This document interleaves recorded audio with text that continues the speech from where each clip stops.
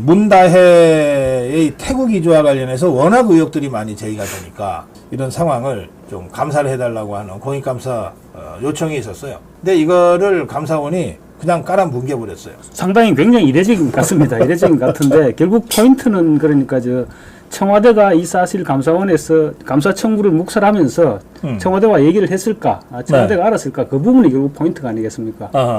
김정숙 씨 단골 의상 디자이너 딸 양이네스하고 통장 거래 있었다 할 때 그때 문다혜가 그때 5월달이죠. X에 올렸잖아요. X에 뭐 얼마 300만 원 뭐 이런 식으로 올렸다 아닙니까? 네. 근데 알고 보니까 지금 300이 아니고 3억 정도 되는 것 같은데. Welcome to my party, we're just getting started. A life is a dream or a nightmare scarring. Hand me a drink cause I think I'm going all in. Get me a... 검찰이 감사원을 압수수색했습니다. 아주 이례적이죠. 통상적으로는 감사원의 감사, 직무감찰의 결과 뭔가 좀 수사가 필요하다 싶으면 그 자료를 검찰에 넘겨서 검찰이 수사를 하는 건데 이 검찰이 갑자기 감사원을 압수수색했어요. 이 감사원의 감사 중에는 이 공익감사라고 하는 게 있습니다. 이것은 국민들이 이러이러한 사안에 대해서는 감사원이 감사해 달라고 요청하는 겁니다. 이게 2019년에 있었던 것 같은데요. 그 문재인 정권 때 문다혜의 태국 이주와 관련해서 워낙 의혹들이 많이 제기가 되니까 이거 대통령 청와대죠. 당시 문재인 청와대와 이런 상황을 좀 감사를 해달라고 하는 공익감사 요청이 있었어요. 근데 이거를 감사원이 그냥 깔아뭉개버렸어요. 그래서 감사원이 이 공익감사 제대로 해야 될 공익감사를 하지 않았을 수 있다고 하는 의혹을 가지고 지금 검찰이 이 감사원을 압수수색했습니다. 이승우 변호사. 네. 이런 경우는 처음인 것 같아요. 네, 감사원에 대해서 압수수색하는 경우는 굉장히 좀 드문 경우다라고 네. 보셔야 됩니다. 왜냐하면 감사원이 검찰청도 사실은 감사를 할 수 있는 감사 기구가 되기 때문에 사실은 상급청이라고 볼 수 있거든요. 그러니까 상급청에 대한 압수수색이 이루어졌다 이렇게 보셔야 될 것 같습니다. 네, 굉장히 중요한 사안이다라고 생각이 되고요. 네. 압수수색을 검찰청이 하고 싶다고 하는 게 아니지 않습니까? 법원이 영장을 발부했기 때문에 가능한 거죠. 그렇죠. 그러니까 법원도 사실은 감사원의 감사를 받습니다. 이런 문제들을 다 고려해 봤을 때는 법원에서 판단하고 있는 이와 같은 어떤 중대성, 이와 같은 평가가 어느 정도 내려진 상태다라고 저는 생각이 됩니다. 네. 네, 김경국 대표, 이런 일 봤어요? 저도 뭐 상당히 굉장히 이례적인 것 같습니다. 이례적인 것 같은데 결국 포인트는 그러니까 청와대가 이 사실 감사원에서 감사원이 감사 청구를 묵살하면서 청와대와 얘기를 했을까, 청와대가 알았을까, 그 부분이 결국 포인트가 아니겠습니까? 그런데 우리가 그냥 상식적으로 생각해 봤을 때 감사원의 현직 대통령의 딸에 대해서 감사 청구가 들어왔는데 감사원이 나 몰라라, 그냥 우리는 간다 마이웨이 이렇게 했겠습니까? 저는 그건 아니라고 보거든요. 최소한 청와대에다 이런 일이 왔다 어떻게 할까 하든지 아니면 뭐 이런 일이 왔는데 우리는 간다 하든지 이런 통보는 했을 거거든요. 근데 제 느낌에는 그때 같으면 지금 그러고 사건이 이렇게 처리되는 과정을 보면 감사원에서 청와대 쪽에 이런 우리 문다혜 씨 따님에 대해서 이런 우리 감사 청구가 들어왔습니다. 알고 계십시오. 이 정도 얘기하면 청와대에서 그래 알겠습니다. 뭐 이 정도 하면 서로 끝나는 거 아닐까요? 그런 정도 얘기는 충분히 오갔을 것으로 생각됩니다. 그런데 지금 이제는 검찰 수사가 이제 압수수색을 하고 초점 포인트는 어차피 감사원이 알았을까 그 부분이 포인트가 될 것인데 그러면 그 당시에 청와대 관계는 이렇게 얘기할 수는 있겠죠. 나는 그때 그냥 알았다고 얘기했는데 이러면서. 자, 그래서 이 두 분이 다 한 분은 언론인이시고 한 분은 법조인이신데 두 분 다 이런 초유의 사태를 네. 아주 이례적이다 지금 이렇게 말씀하시는 거잖아요. 한 가지는 이제 감사원에서 사실은 제공을 할 수는 있는데 현실적으로 법적으로 봤을 때 뭐 개인정보 보호라든지 또는 감사 내부와 감사원법 관련된 여러 가지 규정들 때문에 이제 검찰청으로 이첩할 수 없는 그 결론이 안 난 사건이지 않습니까? 이첩할 수 있게끔 사건이다 보니까. 근데 이거는 아예 감사원이 네. 공익감사를 안 한 거다. 네. 그러니까 관련된 이제 첩보 자료들이 있는데 그 자료들을 공개하는 절차를 만들기 위해서 압수수색 절차가 필요했다라는 해석도 가능할 것 같습니다. 아, 그래요. 네. 자, 그래서 결국 이 검찰이 감사원을 사법부로부터 영장을 받아서 압수수색에 들어갔는데 이런 초유의 사태는 결국은 문재인이하고 김정숙이하고 문다혜 네.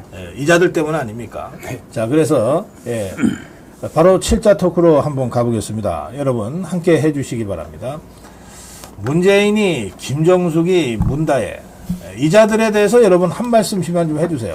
그런데 욕은 안 됩니다. 욕설, 비속어 이런 거를 하자 그러면 너무 쉽잖아요. 7자 토크가. 예. 저도 할 수 있어요. 욕으로 7자 만들자 그러면. 네. 욕설이나 비속어는 안 됩니다. 나중에 사석에서 한번 사석에서 한번 감성을 한번 해보겠습니다. 네. 자, 지금부터 문재인이하고 김정숙이하고 문다혜 이자들에 대해서 여러분 7자 토크로 한번 가보시기 바랍니다.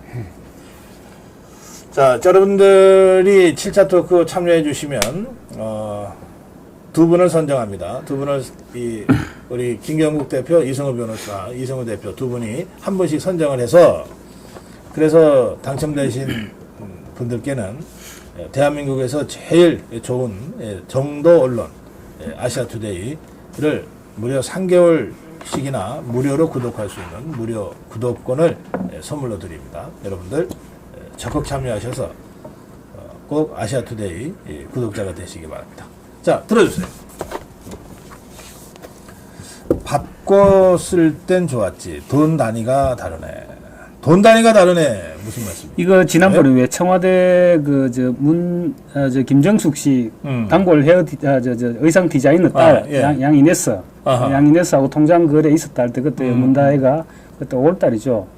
X에 올렸잖아요. X에 뭐 얼마 300만 원 뭐 이런 식으로 올렸다 아닙니까? 네. 근데 알고 보니까 지금 300이 아니고 3억 정도 되는 것 같은데. 그래서 돈 단위가 다르네. 3억은 어떻게 해서 나온 숫자예요? 3억이 어떻게 해서 나온 게 아니고 네. 일단 태국 가서 월급하고 받은 것만 해도 지금 2억이 넘거든요. 아하. 그리고 또 태국에서 6천만 원 또 보냈지. 또 뭐 이쪽 저쪽에서 300도 받고 500도 그리고 또 김정숙 씨가 제3자를 통해서 얼마 전에 또 5천만 원도 했지. 뭐 이런 거 합치면 다 3억은 충분히 넘을 것 같습니다. 아, 그래서 돈 단위가 다르네. 그래요. 자, 바꿔 쓸 땐 좋았지. 네. 처음에는 제가 가족 땡죄 땡땡단 이렇게 하고 싶었는데 그거 좀 약간 여러 가지 위험이 생길 것 같아서 여기까지는 쓰지 않았고요. 예. 사실 지금 내용 보면은 사실은 돈 거래를 굳이 청와대에 있는 직원들 다 통화해갖고 여기저기로 해서 조사하고 네. 국민청원까지 올라가서 감사조사 받을까 말까까지 갈 상황을 임기 그것도 시작한 지 얼마 안 돼서 네. 된 거 보니까 야 정말 바꿨을 땐 좋았겠구나. 신나게 썼으니까 이제 책임져야죠. 이제 그런 생각이 들어서 바꿨을 땐 좋았지라고 좀 물어보고 싶습니다. 네. 예, 그런데 아까 우리 김경국 대표도 그런 말씀하셨고 왜 제3자를 꼈을까? 이거 제3자라는 게 뭐 청와대 무슨 직원들이잖아요. 지금. 그렇습니다. 지금까지 드러난 걸로만 보면. 네. 아니 부하 직원들인데 문재인이나 김정숙이 입장에서 보면. 네네. 아니 왜 그런 사람들을 껴서. 대포폰하고 대포통장 왜 씁니까?